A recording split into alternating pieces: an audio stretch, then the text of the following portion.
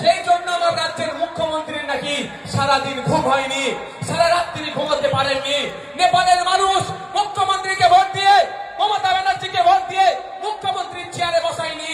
তাদের জন্য যদি ওনার ঘুম না হয়, তাহলে যে মুর্শিদাবাদের মানুষ, যে মালদার মানুষ, যে নদিয়ার মানুষ, যে রাজ্যের মানুষ ভোট দিয়ে তাকে মুখ্যমন্ত্রীর চেয়ারে বসালো, সেই রাজ্যের মানুষ ক্ষতিগ্রস্ত হচ্ছে। তাদের জমি প্রতিনিয়ত গঙ্গাবাক্যে চলে যাচ্ছে, পদ্মাবাক্যে চলে যাচ্ছে। তাহলে তিনি কিভাবে শান্তির ঘুম ঘুমাচ্ছে? তাহলে মানুষের সাথে, মুর্শিদাবাদের মানুষের সাথে, তারানগরের মানুষের সাথে, মালদার মানুষের সাথে, নদিয়ার মানুষের সাথে বিচারিতা হচ্ছে না ভাই। উনি নেপালের মানুষ, ওনাকে কোনোদিন ভোট দেয়নি, ওনাকে মুখ্যমন্ত্রী নেপালের মানুষ করেনি। উনি নেপালের জন্য চিন্তিত, সারা রাত ঘুমাতে পারেনি। আর যারা আপনারা ভোট দিয়ে ওনাকে মুখ্যমন্ত্রী বানালেন, তাদের জন্য উনি একটু চিন্তা করছেন না কেন বলুন তো?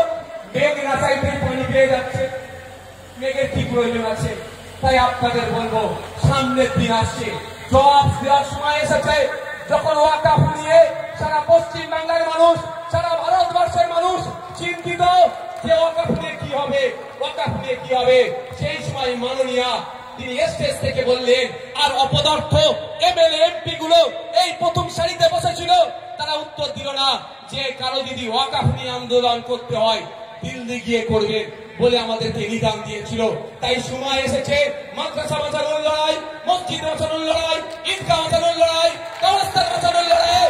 আমাদের পাশে যারা ছিল না, সময়ের সাথে সাথে তার জবাব দেওয়া হবে। হবে তো নাকি ভাই? হাত তুলে দেখান, হাত তুলে দেখান। মমতা ব্যানার্জির এত সাহস কি করে হলো? তিনি রাজা, আমরা প্রজা নয়, এটা মাথায় রাখতে হবে। গণতন্ত্র